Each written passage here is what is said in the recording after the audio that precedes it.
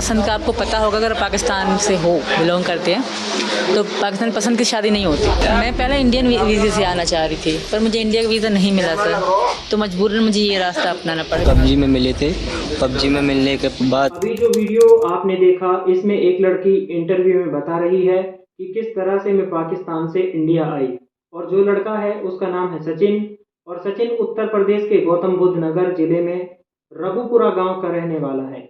Actually ये दोनों PUBG game खेलते थे। गेम खेलते खेलते इनकी बातें होने लगी और इनकी दोस्ती आगे बढ़ने लगी, और ये दोस्ती उनकी धीरे धीरे प्यार में बदल गई। उसके बाद ये दोनों लोग नेपाल के एक मंदिर में मिले और वहां पर मिलकर शादी कर ली। और सीमा, यानी कि जो लड़की इंटरव्यू दे रही है, इसका नाम है सीमा। सीमा एक शादीशुदा औरत है और उसके 4 बच्चे हैं।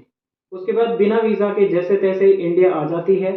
अब आप पूरी कहानी सुनिए इस इंटरव्यू में। पसंद का आपको पता होगा, अगर पाकिस्तान से हो, बिलोंग करते हैं तो पाकिस्तान पसंद की शादी नहीं होती। मैं पहले इंडियन वीज़े से आना चाह रही थी, पर मुझे इंडिया का वीज़ा नहीं मिला सर, तो मजबूरन मुझे ये रास्ता अपनाना पड़ा। पबजी में मिले थे, पबजी में मिलने के बाद नंबर एक्सचेंज करा, नंबर एक्सचेंज करने के बाद धीरे धीरे पहले तो हम मिल चुके नेपाल, ये भी आए, मैं भी आई, 7 दिन साथ रहे, घूमे फिरे, शादी करी, बहुत अच्छे से एंजॉय करा हम दोनों ने।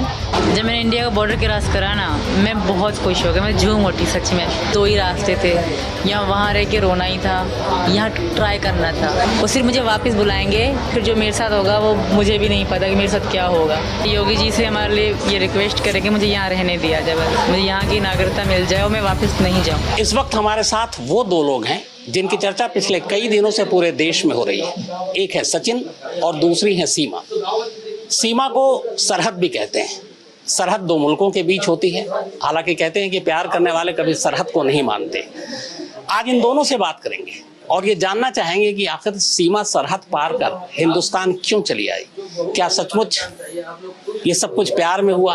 क्या सचमुच प्यार अंधा होता है, या सचमुच आज के ज़माने में इस तरह का भी प्यार देखा जा सकता है? तो शुरुआत आपसे सीमा। कराची में रहती हैं आप, पाकिस्तान से। हिंदुस्तान दूर है वहाँ से, और आप पाकिस्तान से अकेली 4 बच्चों को लेकर हिंदुस्तान चली आई। क्या वजह थी? इनका प्यार था सर। कैसा प्यार था? बेइंतहा, सबसे ज़्यादा, क्योंकि मैं अकेली वैसे भी रहती थी और पति मेरे इतने अच्छे नहीं थे जितने भी अच्छे बन रहे हैं। इतने अच्छे बिल्कुल ना थे जितने भी अच्छे बनने की ओवर एक्टिंग कर रहे हैं। और मैं रिक्वेस्ट करती हूँ आप लोगों से, उनकी बातों में ध्यान ना दें, ठीक है? नहीं, मैं शुरू से आपसे जानना चाहता हूँ, पाकिस्तान और हिंदुस्तान के रिश्तों के बारे में भी आप जानती हैं, वैसे ही ठीक ठाक नहीं है, तनाव बना हुआ है, और ऐसे में एक सीमा नाम की 28 साल की एक लड़की या औरत कहूँ, अपने 4 बच्चों को लेकर एक अनजान देश में यूं ही चली आती है बिना वीज़ा के। तो इतना बड़ा जोखिम आपने लेना पड़ा सर। अब 2 ही रास्ते थे, या वहाँ रह के रोना ही था, यहाँ ट्राई करना था। अगर मैं पकड़ी भी जाती ना, तो मुझे ये दुख ना होता कि मैंने कोशिश ना करी, वरना सारी ज़िंदगी पछताती कि मैंने कोशिश ही ना करी सचिन के पास जाने की। काश मैं कोशिश करती। मैंने कोशिश करी और कामयाब हो गई। मैं पहले इंडियन वीज़े से आना चाह रही थी, पर मुझे इंडिया का वीज़ा नहीं मिला सर, तो मजबूरन मुझे ये रास्ता अपनाना पड़ा। पहले तो हम मिल चुके नेपाल, ये भी आए, मैं भी आई, इन्होंने बॉर्डर क्रॉस करा, इनको मतलब सारा इन्फॉर्मेशन मिल कि बॉर्डर में कैसे होता है। हम 7 दिन साथ रहे, घूमे फिरे, शादी करी, बहुत अच्छे से एंजॉय करा हम दोनों ने। वहीं पे खाना पीना, होटल, सब कुछ था। फिर मैं चली गई, बच्चे पीछे मेरी चाची के और बहन के पास थे, तो मैं वापस चली गई। मुझे जाना पड़ा बच्चों के कारण ना। शायद मैं तब नहीं भी जा रही थी, तो मुझे इन्होंने कहा कि चली जाओ। शायद मैं खुद गर्ज सी हो गई थी, पर ये ना हुए। चलिए, मैं ये जानना चाहता हूँ सचिन आपसे, आपको इनसे प्यार कैसे? सर पबजी से हुआ था। आप पबजी खेलते थे? हाँ जी, पबजी में मिले थे। पबजी में मिलने के बाद नंबर एक्सचेंज करा, नंबर एक्सचेंज करने के बाद धीरे धीरे कब की बात है, कितना वक्त हुआ? 2020 की। 2020 में जब पहली बार आप पबजी खेल रहे थे, या पहली बार इनसे आमना सामना कैसे हुआ था, वो अगर कहानी बताएं। वो खेलते खेलते ही जी, मैं काम पे जा रहा था तो खेलते खेलते ही ऐसे ही पबजी में बात करते हैं, जैसे फ़ोन पे होती हैं बात, ऐसे बात भी हो जाती है, पबजी भी खेलते हैं। तो ये बोली मैंने कि लो मेरे पास, जैसे मांगते हैं गन फन वैसे मांगते हैं पबजी में। तो मैं दुकान पे जा रहा था, तो क्या कहते हैं, मैंने एक गेम खेला इसके साथ, रखने के बाद फिर मैं दुकान पे काम करने लगा, मैंने फ़ोन रख दिया।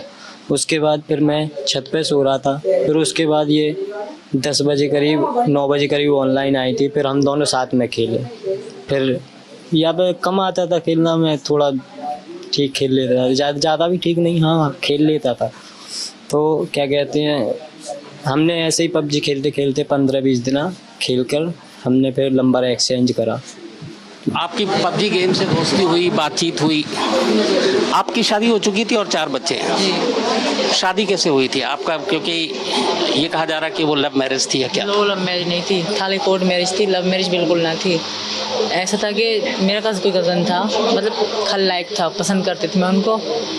वो मुझे कहता था रिश्ता मांगा, सबको पता कि ये पसंद करते हैं। तो पसंद का आपको पता होगा, अगर पाकिस्तान से हो बिलोंग करते हैं तो पाकिस्तान पसंद की शादी नहीं होती, आमतौर पर बिल्कुल भी नहीं होती है। शहर में अब होती होगी तो अलग बात है, पर गांव में बिल्कुल, मैं गांव से शुरू में पैदा बड़ी गांव में ही हुई हूँ। तो बहुत बहुत मतलब कहा गया कि इसने ऐसे कैसे हो सकता है, ये ऐसे हम रिश्ता नहीं करेंगे। तो मेरी इसी कारण मेरे पापा ने मेरी इनसे हैदर से मैरिज करा दी कागजी। मेरे मामा राजी ना थे, मेरे मामू जो है ना वो कोई भी राजी ना था हैदर से। अब तक इनके कारण मेरे मामू बात अब तक मुझसे। तो आपकी शादी मर्दी के खिलाफ हुई? ये हैदर को पता है कि भतीजी के कारण हुई, अगर उसे कोई पर्सनली पूछे तो। उसके बाद 4 बच्चे कब? पहला लड़का 15 में हुआ था मुझे, हाँ। उसके बाद दूसरी लड़की हुई, उसके बाद तीसरी और मुन्नी जब मेरे पेट में थी ये चले गए थे। कहाँ गए थे? सऊदी अरब। तो आप दोनों की लड़ाई बहुत हुआ करते थे, शुरू से लेके हम बहुत लड़ते थे, बहुत मारपीट होती थी हम दोनों में। ये वहाँ के मोहल्ले वाले बता सकते हैं, और ये हैदर से भी कोई पूछ ले कि आपने कभी इसको पत्नी को मारा नहीं, कि कभी आपने इसके, ऐसा हुआ कई बार उसने मेरे मुंह में मिर्चें फेंक दी। ईद के इस दिन थे, मेरी दूसरी लड़की पैदा हुई थी, तब की बात है। तो बहुत लड़ाई होती थी हम दोनों में। कई बार मेरे पापा बीच में आए, 1 महीना मैंने तब भी मैंने तलाक लेना चाह रही थी, पापा घर 1 महीना रही, फिर मेरी बड़ी बहन ने नहीं लेने दी, लड़ाई करी मुझसे और मुझे पापा घर से जाने को कहा, तो मैं चली आई गुस्से में। तो आप दोनों फिर अलग कब से थे? आप अलग अलग कब रह रहे थे? जब मेरी इनसे बातचीत ज़्यादा होने लगी ना, तब भी वो मेरे शक की नज़र से देखते थे। तब वो पाकिस्तान में थे ना, वो आए नहीं वापस, कभी भी नहीं आए। किस साल में गए थे? 19 में। तो 19 के बाद 23 तक नहीं आए? अब तक नहीं आए थे। तो मतलब जब वो नहीं थे उसके बाद फिर इधर सचिन से आपकी दोस्ती हुई? हाँ। तो जब पहली बार आप दोनों को जब प्यार हुआ तो आप दोनों कब मिले थे? उसके बाद पहली बार नेपाल में? 10 मार्च 10 मार्च जी 2023 में। आप कैसे पहुंची नेपाल?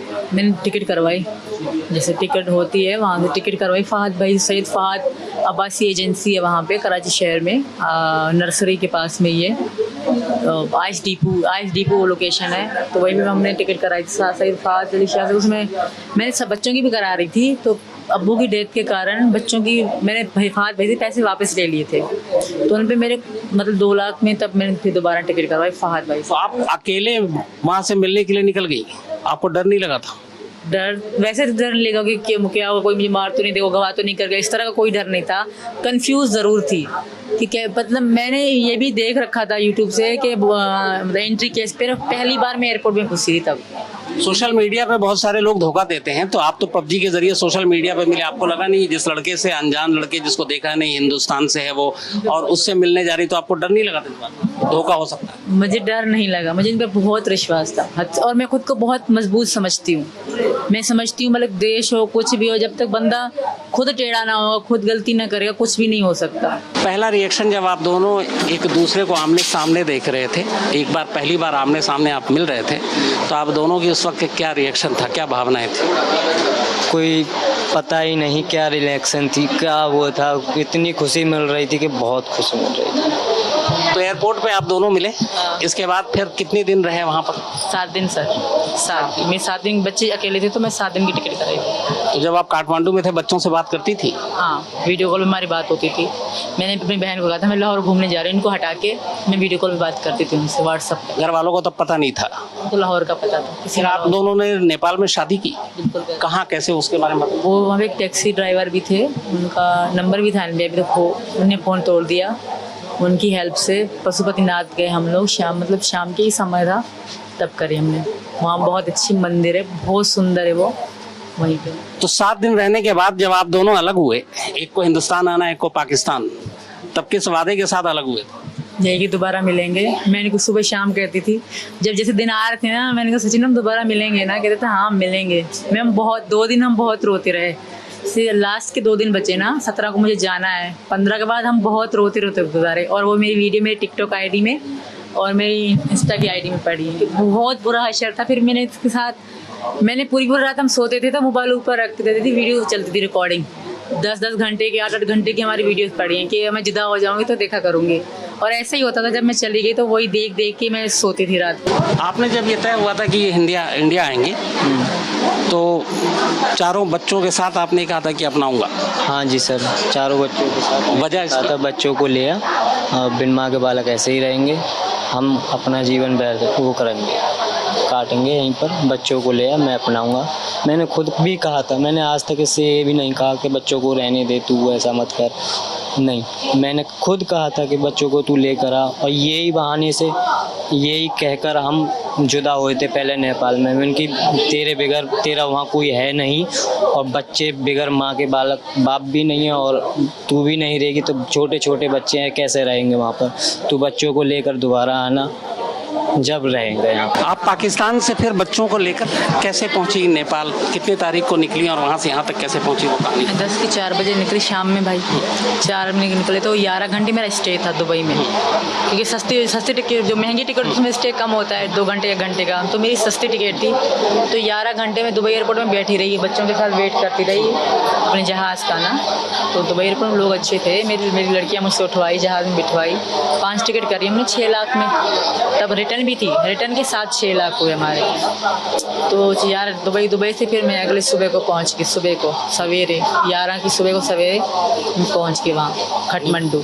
फिर मैंने वहीं पे एक होटल पहले बुक करा, बच्चों को खाना खिलाया। फिर उस होटल वाले ने मुझे बताया कि ये जगह है, तो वहीं से मैंने बस वाले से बात करी, तो उन्होंने मना कर दिया कि बस फुल है, तुम अभी नहीं जाएगी। फिर उन्होंने मुझसे नंबर लिया कि दूसरी बस जाती है, अगर जगह हुई तो मैं आपको बता दूँगा। तो मैं होटल पर चली, उन्होंने कहा सो जाओ रात को, तो मैं सो गई। उस रात हमने आराम करा, बच्चे ने खाना वाना खाया। फिर उसका फ़ोन आया कि हाँ गाड़ी जा रही है 15,000 नेपाली में, 3 टिकट होंगी आपकी, तो आप जा सकती हो। तो मैं बहुत खुश हो गई। फिर इनका नाम लिखवाया, अपना नाम लिखवाया, बच्चों के जो इंडियन नाम रखे थे हमने वो लिखवाए, और एड्रेस पूरा इनका मतलब था वो लिखवाया, और फिर टिकट हो गई। तो नेपाल बॉर्डर पे, इंडिया बॉर्डर पे आपकी कोई पूछताछ नहीं हुई? नेपालियों ने नहीं करी, इंडियन एक ही ऑफिसर आए थे, उन्होंने पूछताछ करी थी। तो उन्होंने क्या पूछा, आपने क्या बताया? एड्रेस पूछा कहाँ से हो, तो मैं इनका एड्रेस पूरा बता दिया, रब्बुपुरा का। अच्छा। इनको अपना पति शो करा। तो जब यहाँ आई पहली बार, आप एक तरह से ससुराल ही कहूँगा अब आ गई, तो उस वक्त आपकी क्या फीलिंग थी, उस वक्त आपके जज्बात क्या था? जब मैंने इंडिया का बॉर्डर क्रॉस करा ना, मैं बहुत खुश हो गई, मैं झूम उठी सच में। फिर मैंने कानों में हैंड फ्री लगा के बड़े स्पीकर में गाने चला के अपने कानों में बहुत खुश हुई मैं। फिर मुझे इतनी मतलब खुशी हो रही थी कि मैं इंडिया में हूँ। यहाँ ससुराल आकर कैसा लगा पहली बार आप जब पहुँची, यहाँ दाखिल हुई? बहुत अच्छा लगा, बहुत मेरी इच्छा थी यहाँ आना। हिंदी फिल्में भी देखती हैं आप? बहुत, हमारे यहाँ देखी ये फिल्में जाते हैं इंडियन। एक बजरंगी भाईजान फिल्म आई थी, देखी थी आपने? जी बिल्कुल। बजरंगी भाईजान की कहानी ये थी कि सलमान खान एक बच्ची को पाकिस्तान की थी मुन्नी, उसको छोड़ने के लिए जाता है और वो तार के नीचे से जाने की बात होती है। आप तो सड़क के ऊपर से, वो भी बिना वीज़ा के आ गई हैं। लक की बात है। सलमान खान ने सोचा नहीं था ना, सोचता तब भी सलमान खान अच्छा तरीका निकालता ना, मैं ही मट्टी के नीचे से चला गया। यहाँ अगर अब आप खुश हैं? बहुत। बस आप लोगों से रिक्वेस्ट है कि योगी जी से हमारे लिए ये रिक्वेस्ट करें कि मुझे यहाँ रहने दिया जाए, बस मुझे यहाँ की नागरिकता मिल जाए और मैं वापस नहीं जाऊँ। आप पाकिस्तान नहीं जाना चाहती हैं? जो आपके पुराने शौहर हैं गुलाम हैदर, उन्होंने एक वीडियो जारी किया है। हाँ। और सऊदी अरब से और अपील की है कि हमारी बेगम को वापस पाकिस्तान भेजा जाए। हाँ। उस वीडियो को आपने देखा? जी देखा। आप उस पर क्या कहना चाहेंगे? मैं बिल्कुल भी नहीं जाना चाहूँगी। वो मतलब दिखावा कर रहा है सिर्फ, ठीक है, वो दिखावे के अलावा कुछ नहीं कर रहा। मैं नहीं जाऊँगी। वो सबको मतलब मोदी जी का नाम ले रहे हैं, ये सिर्फ ड्रामा ही कर रहे हैं, दिखावा कर रहे हैं। कोई प्रेम नहीं है उनके इंडिया के लिए या मोदी जी के लिए या किसी के भी लिए। वो सिर्फ मुझे वापस बुलाएंगे, फिर जो मेरे साथ होगा वो मुझे भी नहीं पता कि मेरे साथ क्या होगा। पत्थरों से मारेंगे मुझे। 1% को अगर मान के चलते हैं, अगर वो कह रहे हैं आप पाकिस्तान पहुंच गए, तो आपको लगता है पाकिस्तान में आपके साथ क्या होगा? मार देंगे, बता तो रही हूँ, पत्थरों से मारेंगे। थू तो ज़माना कर रहा होगा अभी से ही मुझे, फिर तो मेरा बहुत बुरा असर होगा, मैं नहीं जाऊँगी सर। तो आप जाना नहीं चाहती हैं? बिल्कुल नहीं जाऊँगी, क्योंकि मैं ये हिंदू, अगर ये मुस्लिम होते फिर भी अलग बात है, ये हिंदू हैं तो इसके लिए मुझे कोई भी माफ़ नहीं करेगा, मैंने अगर धर्म छोड़ा ये वो करना। तो ये है सीमा और सचिन, और इन दोनों की कहानी इस वक्त पूरे देश में है। और यहाँ पे जब मैं आया हूँ, जहाँ पे ये दोनों रह रहे हैं, इनका घर है, मुझे पता चला कई लोगों से कि सुबह से यहाँ भीड़ है, तमाम जो आस पड़ोस के लोग हैं वो भी इन लोगों से मिलने के लिए आ रहे हैं, और ज़्यादातर चेहरों पे खुशी का ही माहौल देखा है मैंने। तो बस फिलहाल इतना ही। जो ये पूरा गांव है, उस गांव रब्बूपुरा, तो रब्बूपुरा में ये तमाम लोग मौजूद हैं, और तमाम लोगों का एक तरह से इनको पूरी तरीके से समर्थन भी है, और इनकी अपील ही इन दोनों की कि सरकार मदद करे, और सीमा चाहती है कि वो पाकिस्तान लौट कर ना जाए, बल्कि वो यही रहे। दोस्तों, इन दोनों की प्रेम कहानी ने ये तो साबित कर दिया कि अगर दो लोगों के बीच में प्यार सच्चा और पक्का हो तो कुछ भी पॉसिबल हो सकता है। लेकिन जो रास्ता इन लोगों ने अपनाया है, शायद वो रास्ता ठीक नहीं है। दोस्तों, बिना वीज़ा के अगर आप किसी देश में जाते हो तो सिक्योरिटी से रिलेटेड बहुत सारे इश्यूज आ जाते हैं, खासकर ऐसे देश से आया कोई नागरिक जिस देश के साथ हमारे देश के रिश्ते इन दिनों अच्छे नहीं हैं। अब यहाँ पर सवाल यह भी आता है कि हमारे देश के बॉर्डर से कोई पाकिस्तानी नागरिक, हमारे देश के बॉर्डर से कोई पाकिस्तान जैसे देश से हमारे देश में एंटर कैसे हो सकता है। ये अपने आप में बहुत बड़ा सवाल है कि अगर कोई आम नागरिक बिना वीज़ा के बॉर्डर से होते हुए अपने इंडिया में आ जाता है, तो फिर जो आतंकवादी जैसे बेकार लोग होते हैं उनके लिए तो शायद और भी ज़्यादा आसान होता होगा बॉर्डर के पार इंडिया में आना। अब दोस्तों, इस प्रेम कहानी के बारे में ज़्यादा तो मैं कुछ नहीं कहना चाहूँगा, क्योंकि यह उनका पर्सनल मैटर है। बाकी इन दोनों की प्रेम कहानी के बारे में जो सवाल मेरे दिमाग में आया कि बॉर्डर के पार पाकिस्तान से कोई आम नागरिक हमारे देश के बॉर्डर से एंटर कर सकता है, वो भी बिना वीज़ा के, अपने आप में एक बहुत बड़ा सवाल है। और दोस्तों, इस प्रेम कहानी के बारे में आपका क्या कहना है, प्लीज़ कमेंट बॉक्स में मेंशन करके ज़रूर बताइए।